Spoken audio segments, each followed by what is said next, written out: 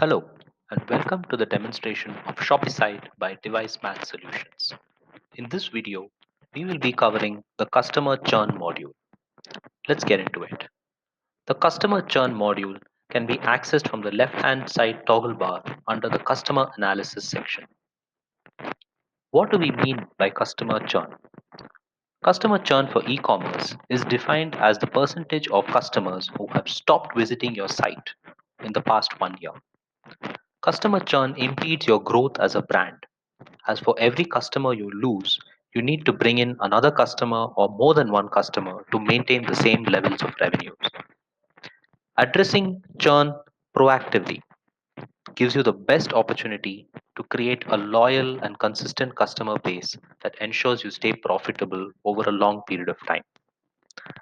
The first graph here is the churn rate evolution by tenure, which describes the month by month change for the past 6 months in the customer churn rate for two categories of customers: those who have been with your store for less than 18 months and those who have been with your store for more than 18 months.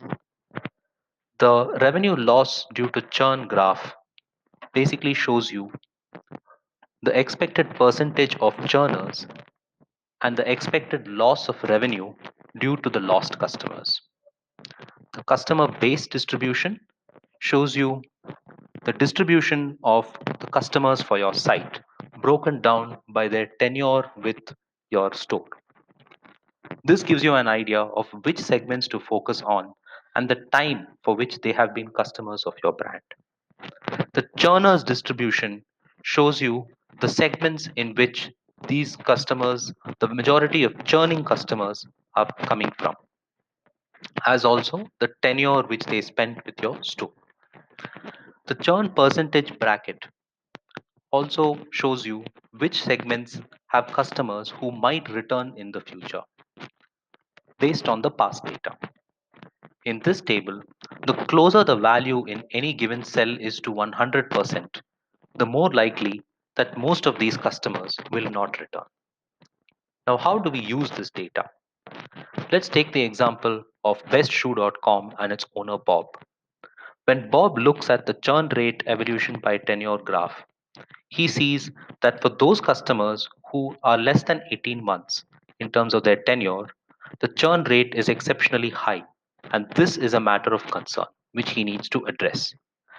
For customers with a tenure greater than 18 months, he sees that while there is no churn for the past 4 months, the sudden increase in the churn rate in the month of March is a matter of concern which he needs to address. When Bob looks at the revenue loss due to churn graph, what he realizes is that two segments account for more than 90% of his total churners: the shouldn't lose and the needs attention segments. Since the shouldn't lose segment accounts for nearly 75% of the expected revenue lost, this is the segment that he needs to target with offers to enable a reduction in their expected churn. When Bob looks at the customer base distribution table, he realizes that the vast majority of his customers come from the potential segment with a tenure of anywhere between 0 to 12 months. Now, these are the customers that Bob needs to focus on in order to convert them to loyalists or champions in order to build a stable customer base. When Bob looks at the churners distribution graph for bestshoe.com, the shouldn't lose and needs attention segments account for nearly 90% of the lost customers.